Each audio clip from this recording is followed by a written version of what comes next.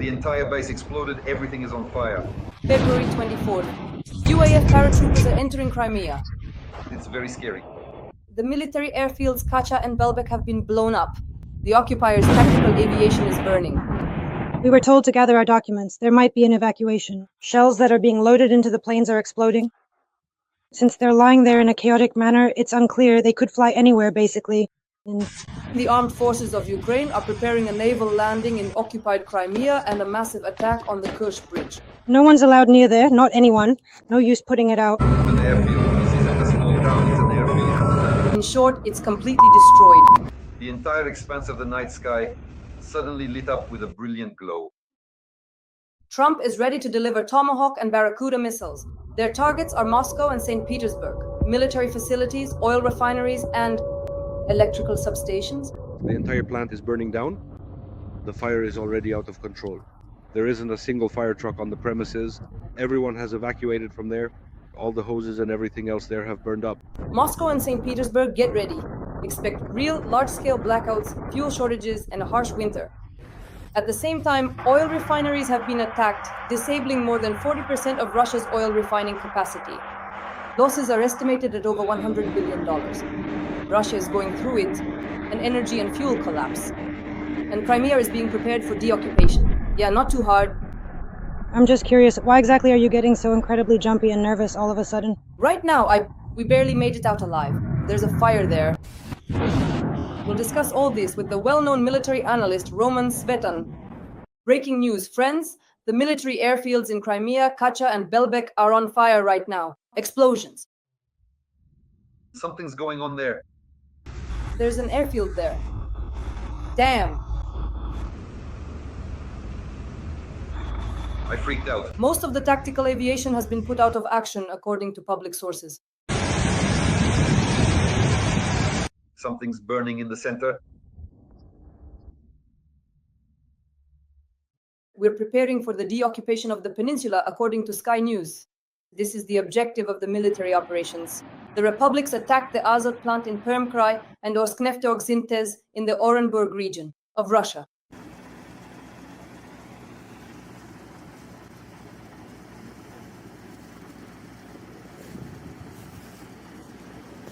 Ukraine may be supplied with long-range Tomahawk and Barracuda missiles, and with their help, now not only frontline targets are under attack, but also key military objectives. The heart of Russia, Moscow, St. Petersburg. Get ready, seriously. Massive blackouts, fuel shortages, and a harsh winter await the racists.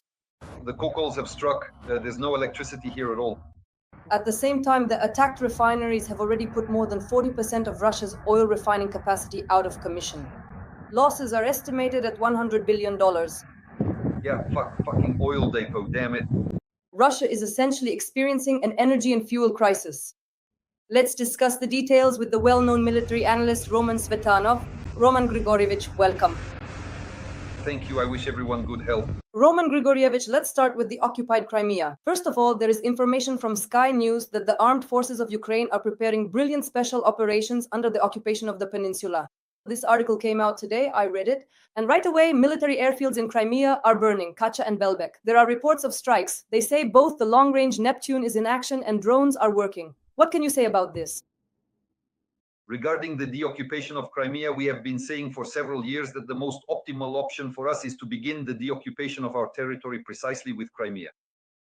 Crimea is an operational geographic cauldron squeezed between two seas, the Azov and the Black Sea. The entry and exit are under our control, as is the Kerch bridge.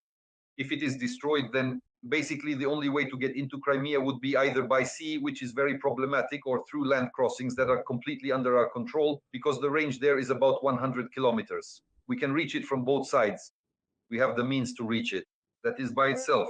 Crimea is practically begging to be deoccupied, and what's most interesting is that this can be done without ground operations. Without ground or naval operations, meaning without an amphibious landing, without losses. We can deoccupy it by destroying or driving out, pushing out the Russian troops. That is what deoccupation means. With long-range strike capabilities, but they must be available in sufficient quantity. The main component is aviation, which is used in this millennium to carry out combat missions. It is precisely this that will allow us to drive out the Russian troops or destroy them, depending on their willingness to die. Let's put it that way. It's not for nothing that we've been telling the Russians for several years now that they need to learn how to leave Crimea using freestyle, breaststroke, and dog paddle. How long has it been now? About 3 years we've been talking about this with you. Well, it's definitely the 4th year now. So now we have such an opportunity, and the actions of our special services to destroy the enemy's air defense systems. This is exactly what indicates that preparations are underway for a serious attack on Crimea.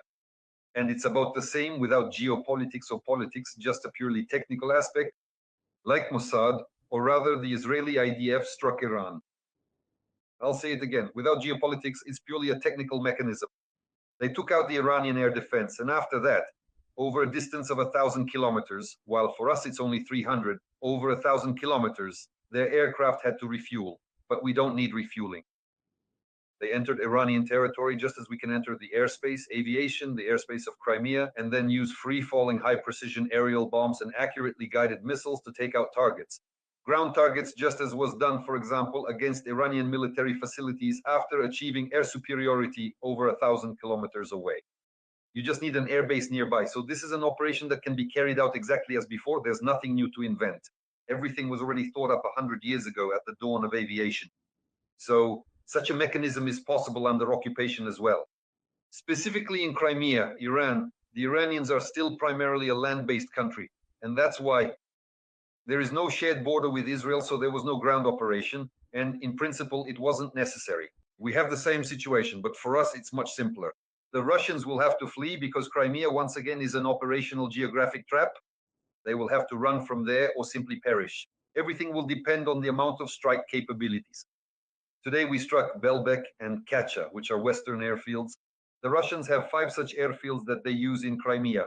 5, 2 of them have already been hit more than once. Why? Because it is precisely these airfields that the Russians use to deploy anti-aircraft missile systems and radio technical troops radars. In other words, the eyes of Russian air defense begin here. The first eye, roughly speaking, is Kacha. The last eye is the Kerch bridge if you stretch it out. That's basically how it is. So, strikes on Kacha, on Belbek, and on the neighboring airfields. This is the beginning of gaining air superiority, which will now be carried out by our special services, special operations forces, unmanned systems forces. In other words, the defense forces of Ukraine. When the actual air attack on Crimea happens, it will have to involve missiles, meaning fairly maneuverable missiles. Ours will work very well and not just the long-range ones. Neptune has a range of 280 kilometers. It can reach at least the middle of Crimea and, depending on the launch point, almost all the way to Kerch. This is the basic Neptune, as it's called, which we have in sufficient quantity, coastal missile systems. This is our missile, which has been performing combat missions for more than a year, since 2018. The long-range Neptune is possible. That is, with a slightly greater range, it can reach up to 1,000 kilometers into the Caucasus. If that happens, that's the direction it would go. Aviation components. We already have a second brigade of F-16s coming in. 2 brigades of F-16S are enough to carry out a military operation, an air operation, I mean, using airstrike assets, missile and bomb strikes without ground or naval operations. So let's wait. That is, when the planes arrive, along with the planes, that's the platform. We need a sufficient amount of weaponry to carry out such an attack, because as soon as we're ready, the main thing is that the Russians are ready. I'll say it again, freestyle, breaststroke, dog paddle. Roman Grigorievich, well, for some reason, Sky News wrote that before winter, Ukraine might carry out a large-scale attack on Crimea. This could be, quote, either a naval landing by Ukrainian forces or a massive attack on the Kerch bridge. What do you think? Well, I would argue about the naval part. Why? A naval landing is possible in 3 locations, realistically, in order to accomplish a specific task. And based on the capabilities we have, that's not Crimea. That's the Kerch, that's the Kinburn Spit, the Tendros Spit, and Skadovsk, the port of Skadovsk. But all of that is still the coast of the Black Sea, southern Ukraine. In other words, this is the mainland coast, basically the left bank of the Dnipro. In principle, during an amphibious landing, the objective of any landing operation, not just amphibious, but also airborne ground, any kind of landing, is to seize, that is, to make a rapid advance by various means, capture and hold a position until the main forces arrive, some kind of bridgehead. As for Crimea, if you try to land an amphibious assault there, that's basically sending people to their deaths. So Obviously, no one is going to do that because ground forces definitely won't be able to approach, since it would still take another 6 months to a year of working on Crimea with airstrikes. But for example, the Kinban Spit, the Tendrivska Spit, and Skadovsk, that's a port. By the way, that's 50 kilometers from Crimea. So for example, carrying out a combat mission of an amphibious landing in the port of Skadovsk and hold it until the main forces arrive, which, for example, would cross the Dnipro from Kherson and not Oleshki. And basically, by the direct road, there's a straight road through Holopristan. They would reach Skadovsk, cut off this triangle almost along the left bank of the Dnipro, and it would be possible to hold it. So in this scenario, there are possibilities. Yes, this is the direction toward Crimea, but it's not Crimea itself. That's why with the naval landing, our partners, the journalists, were a bit hasty, to put it mildly, but the Kerch Bridge, its liberation needs to begin. Liberation. Why the Kerch Bridge? Because it is precisely that logistical chain through which 30% of military ammunition and equipment passes via Crimea. To Kherson and to the Kherson and Zaporizhzhia fronts, it's clear that we need it, but first of all, it's difficult to do because of the mines. Why not? Well, there is a numerous and uneven defense system. Practically all our missiles, all our efforts are intercepted. It needs to be taken out with ballistic missiles. There should be enough Grom missiles, several dozen Groms. Grom-1, Grom-2, it doesn't matter depending on the range. 300 kilometers is basically possible. That's the only way to break through and push past the Russian air defense, specifically over Moscow and the Kerch Bridge. Roman Gorko, when it comes to military airfields, Kacha and Belbek, is the enemy's tactical aviation currently stationed there? In what numbers? Because you and I don't know, we discuss strikes on Kacha and Belbek almost twice a month. This happens regularly. Those two airfields are used as forward operating bases, meaning they host tactical aviation, mainly the Russian Federation's naval aviation, and there are always army aviation units there, helicopters. Helicopters, yes, which are used to counter our drones, both surface and aerial. That is, helicopters can operate up to 1 kilometer in altitude. By the way, this is actually the only, well, not the only, but one of the main means of destruction that the Russian Federation uses against our drones, including aerial drones. There are simply a lot of helicopters. They have many, and the entire range of their helicopter fleet is army aviation. And so at forward airfields like Belbek and especially Kacha, they are stationed there. They have reloading and refueling points. In other words, a whole process. Not main bases, but as forward airfields. They fulfill their task. Roman Grigorievich, now regarding strikes on oil refineries and others, we attacked the Azot plant in Permkrai, Ognefte, Ogsintes in Orenburg Oblast. What do you think? Well, now we know where the Russian orcs come from Ork. Yes, from there. So our specialists have highlighted it. Here's where the Ork lair is. That is roughly in that area. But seriously, of course, we've talked about this with you before, and in principle, our listeners should be prepared for this. The next stage in destroying the Russian economy is through the destruction of the Russian chemical industry, that is the oil and gas sector. Almost all Russian chemistry, well, the kind that mainly uses gas, is tied to the oil and gas sector. So why are they now targeting the chemical industry, for example? And even our drones are flying there for about 1,500 kilometers. But the main goal, first of all, is to try to completely destroy this plant. There is such a possibility. Take the plant that was hit, the Perm plant. Besides producing ammonia and so on, it also produced ammonium nitrate. It is used in production. Ammonium nitrate goes into the manufacture of explosives and in large quantities. For us, it is very important to take Chemprom out of this equation to prevent Russian, frankly, gunpowder factories from producing explosives. So ammonium nitrate, among other things, also explodes very well. If anyone remembers, a few years ago in Lebanon, in Beirut, there was an explosion of ammonium nitrate, Russian, by the way. At that time, a Russian ship had arrived there. It was either docked or unloading. Well, in any case, suddenly it exploded, as they say. So this kind of sudden explosion can be organized at any chemical plant that produces ammonium nitrate. That is, and this Perm plant was producing it. Well, and the Omsk plant, that's basically, you could say, oil refining. Mainly it's gasoline, diesel, and aviation kerosene. For us, this Orsk plant is very important. And the next one after it, if you go further east, about 3,000 kilometers, is the Omsk plant, the oil refinery. So that's the Orsk plant from which the Orsk people come. That's Orsk, yes. And further on below Kazakhstan, yes, that's Omsk. So in Omsk, there is an oil refinery, the largest in Russia, with an annual processing capacity of 21 million tons. That means it's serious money, which we definitely need to get to stop this oil refining. Yes, part of it processes Kazakh oil, but nevertheless, the money comes from the processing, so we need to reach it. Well, since they made it to Orsk, I think they'll reach Omsk too. Roman Igorovich, according to the dry statistics, analysts write that the attacked refineries have already put more than 40% of Russian oil refining capacity out of commission, and they estimate the losses at over 100 billion. But when I talk to economists, they look at me and say Putin doesn't care.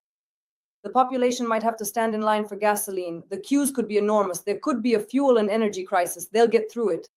This will not affect Russia's ability to conduct military operations against Ukraine in any way. Roman Lvovich, I would like to discuss this with you. Well, putting pressure on Russian civil society definitely won't have any effect, and Putin really doesn't care. But our goal isn't to put pressure on Russian society. As we've discussed many times before, that's a side effect, so to speak. The side effect of what? Of the fact that the main portion of fuel, which is still being produced at other plants, is going to the army. So to put it simply, just to understand the process, if a tank operator is competing with a tractor driver for diesel, the tank operator will win. Guess why? 3 tries. The tank operator has a gun on his tank, while the tractor driver at best has nothing but a fig in his pocket. So naturally, the tractor drivers are left without fuel, while the tank operators carry out their combat missions. Putin knows this perfectly well. So basically, he doesn't pay any attention to it at all. Well, only Putin and all those military types, they absolutely don't care at all about how ordinary Russian civilians are actually going to get around. That's just a minor side effect to them. Essentially turning a functional gas station into a massive empty parking lot. In other words, they are turning it into a completely useless and overcrowded impound lot. All civilian cars will come to a stop, but that won't affect the military in any way at all. In order to actually affect fuel supplies to the army, for that you need to destroy the entire, not just 40%, but the entire oil refining industry in Russia, plus cut off the flow of foreign currency. And why is that? And we keep hitting the chemical industry. Next, as we discussed before, expect more strikes on the chemical industry. Here they are, strikes on the chemical industry. Let's make a prediction. The next strikes will be on metallurgy and on Russia's energy sector, because the next stage is precisely destruction of metallurgy, which brings a significant amount of revenue to the Russian treasury, and of course the energy sector, which powers the military industry of the Russian Federation. There will definitely be strikes, 100%. This is already the 3rd stage. In order to prevent the Russian army from being supplied with fuel, it means the entire oil and gas sector of Russia needs to be taken down, plus the natural flow of this currency, petrodollars, must also be cut off so that they can't buy, as they are already starting to do now, diesel and gasoline abroad, as it's called. They are trying to buy already refined products from the Chinese and Indians made from someone else's oil, basically to bring it back in. And in order to completely stop the Russian army, the Russian economy must be brought down to zero, so that they can't even afford to buy this gasoline and diesel. After that, they will switch, as we've already said ourselves, to donkeys, which now they bleat and mumble, but they don't want to go to war. The donkeys go, but the little donkeys don't. Donkeys meaning the Russian ones, these federalists. But as for the little donkeys, that's it, they're all gone. Now, a little donkey costs more than a motorcycle. That's why now Russian bloggers and public pages are practically flooded with offers to buy motorcycles for Russian soldiers. That's about how much it costs. A bottle of water and a motorcycle. Especially in Donbass, there's no water at all there. It's not even clear what they're pouring into those bottles. That's why this process is happening. And so to stop it completely, to stop the Russian army, you need to cut off these 2 flows. That is fuel production and currency, without stopping the inflow of foreign currency. But it will be very difficult to stop the army. Dear audience, please like this video and support our content with Roman Grigorievich. Every like from you is priceless, and in the comments, let us know where you're watching from, your viewing geography. Roman Grigorievich, you see, President Zelensky, I think it was the day before yesterday, said that if until now we have attacked Russia exclusively with Ukrainian armaments, Ukrainian weapons, now the situation may change, Zelensky said. And here 2 pieces of news emerge. First, the US is providing Ukraine with intelligence data for missile strikes deep inside Russia. That means oil refineries, pipelines, power plants, and other facilities, including those in Moscow and St. Petersburg. This is the first time that the Trump administration will be helping Ukraine carry out strikes using long-range missiles on targets deep within Russian territory. And the second piece of information is currently under consideration: the possibility of supplying Ukraine with long-range Tomahawk and Barracuda missiles. Roman Grigorievich, how would you comment on this? There are Russian power plants, pumping stations, and pipelines. We know very well that they still exist. It is important since Soviet times to have the locations of Russian assets available in real time. Is this something Russia can share with us so that our drones can reach their targets? The drone flies, let's put it simply. How long did it take the drone to reach Orsk? That's almost over 1,500 kilometers at a speed of 150 kilometers per hour, 10 hours. So in those 10 hours, it could be shot down 300 times, and it needs to have a flight route that avoids all the strike zones, all the areas covered by Russian air defenses, which in principle aren't that many anymore if the drone has already passed through the frontline air defense. But you need to know exactly and specifically which air defense system is there and at what altitude it can engage targets. The radar beam, how to avoid it, at what speeds, at what altitudes to fly under the beam, meaning below the radio horizon. This is an entire process.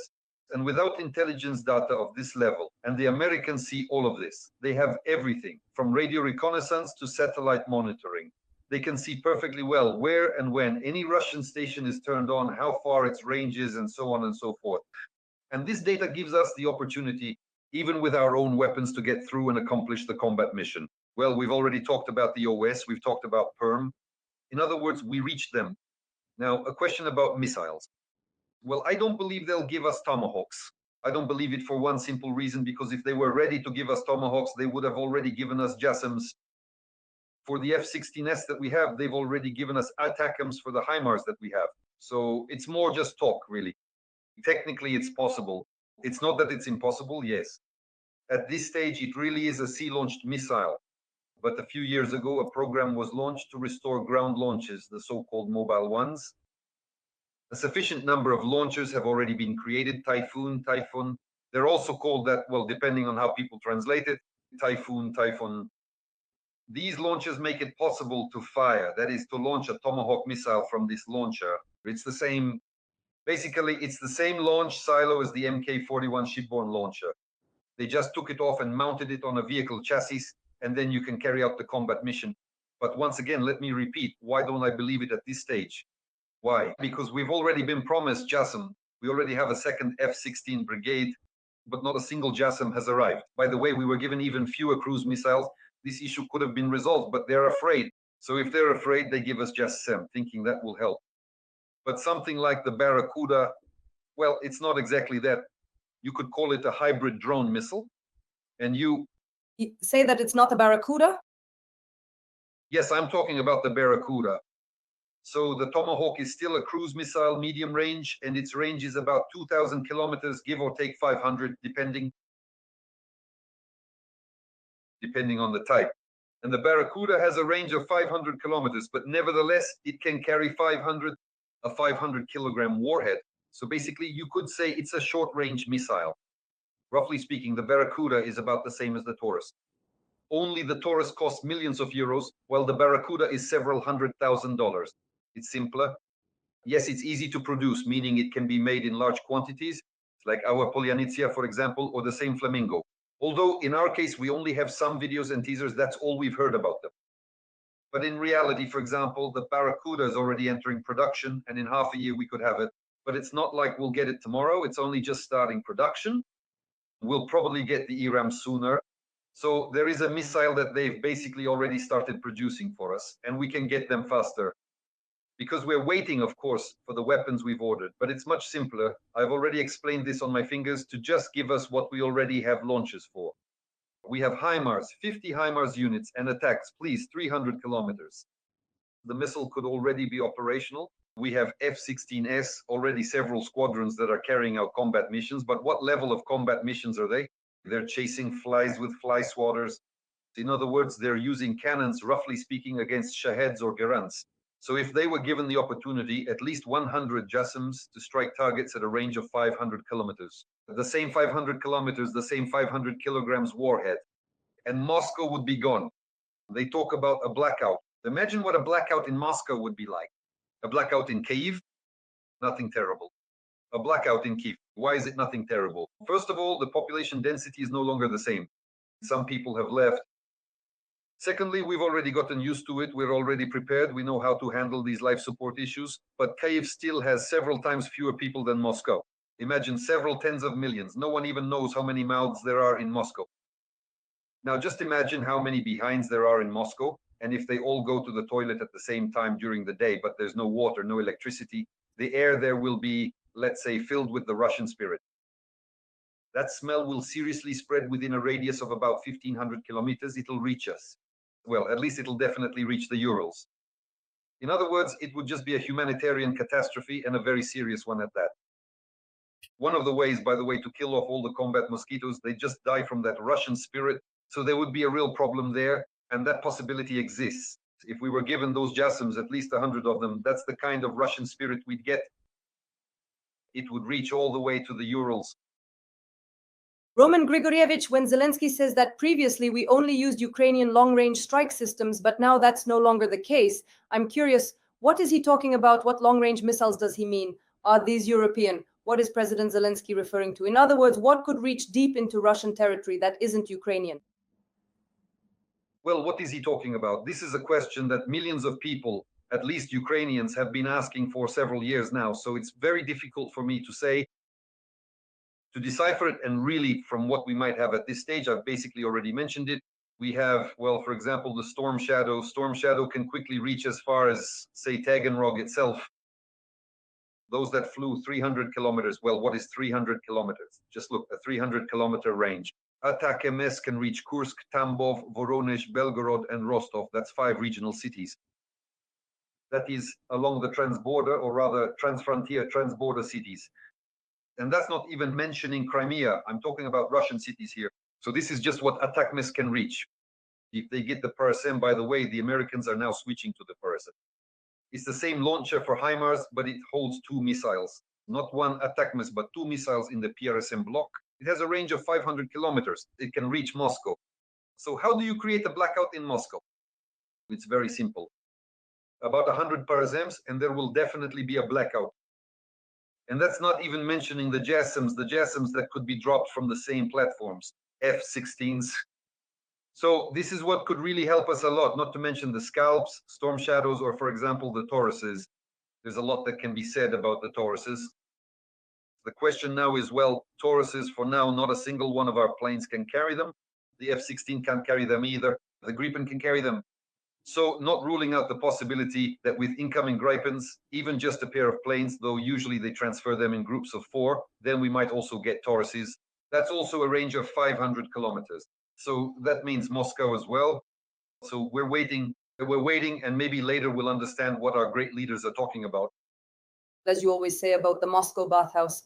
Hello, Roman Igorovich. So let's talk about drones over the territory of the European Union and NATO countries. So for the first time, 15 drones were detected at night in Belgium over a military base. Airports were shut down. Then drones appeared in Munich. Everyone was in shock. Civil aviation, airports temporarily suspended their operations. The plan, the carpet. Then at Valdai, Putin is asked, well, as they say, Vladimir Vladimirovich, how long are you going to keep launching drones? He says, there will be many of them, but you understand, it's not us, it's over there. The guys are just messing around. And in this way, essentially, Putin announced that a huge number of drones will be roaming the expanses of the countries of the North Atlantic Alliance. Roman Lenkovich, what does this indicate from a military point of view? Well, in Belgium, for example, there is probably also some pressure, more economic, let's say. Why? Because Belgium holds the main Nabulina reserves, right? Those securities that she placed there, about 200 billion euros. Our person specifically, we've already talked about Nabulina. Is she really Tatar? She's actually pure-blooded Ukrainian. How much did she have to help us, huh? That's one. So that's probably one of the reasons why they're flying over Belgium. A purely military reason. There's a base in Belgium where American nuclear weapons are stationed. Among NATO countries, there are a few that have their own nuclear weapons. Those are France, Britain, and the United States. About 150 American nuclear warheads are also stationed in 5 other countries. In Belgium, the Netherlands, Germany, Italy, and Turkey. And so naturally, there's a base in Belgium, and that's why the Russians, of course, will now be trying, at the very least, to somehow find some way to approach these bases, among other things. The flights of these drones are not so harmless. Not so harmless. This is not a provocation. This is already combat. This is the execution of a combat mission. What do the drones do? They create what is called a digital map of the area, approaching certain targets, and begin photographing them, converting the images into digital form, which can then be uploaded into missiles, into guidance systems, into onboard memory. The missile. Who has heard of what machine memory is? Well, these are exactly those photographs that are first taken by the same drones, then uploaded, and the missile already on the terminal phase of its trajectory when it is approaching the target. And for example, electronic warfare systems try to interfere with it to cut it off from control and communication with the satellite. But at that point, it no longer needs the connection. It doesn't need a connection to the satellite anymore if it has machine vision. That is, it's a bunch of photographs that it simply uses to approach the target. But those photos need to be taken. They need to be taken from the air, from certain angles. So what are these drones doing? Because to be honest, I don't understand why they aren't being shot down. This is preparation for serious strikes, for specific strikes, using the means of destruction that the Russians have. If we have them, like Neptune, just so you know, this information is actually available. And it also locks onto the target using exactly this kind of machine vision. Why is it that electronic warfare systems practically don't affect it? Well done, KB. Lucchini right here, and even before that. Why, for example, fight against electronic warfare? For what purpose? If you can just disconnect from the satellite altogether and carry out the combat mission in exactly this way. It's just a somewhat different approach using different frequencies. There's a long wave that's typically used and a different set of these digital photos as well. But nevertheless, that's basically the principle at work here. That's why Europeans shoot down everything that buzzes, especially over military sites. Otherwise, something will buzz over you later that you won't be able to handle. Friends, please like this video and write in the comments if you would like a service to support our tandem. Roman Grigorievich and I meet 3 times a week to discuss key military and political topics. Roman Grigorievich is our military analyst, sometimes a psychologist, and sometimes even a psychiatrist when he evaluates the actions of the racists and Putin. But we always provide clear analysis. The well-known military analyst Roman Svetlan, Roman Grigorievich, thank you very much. And as usual, see you again on Monday. Goodbye.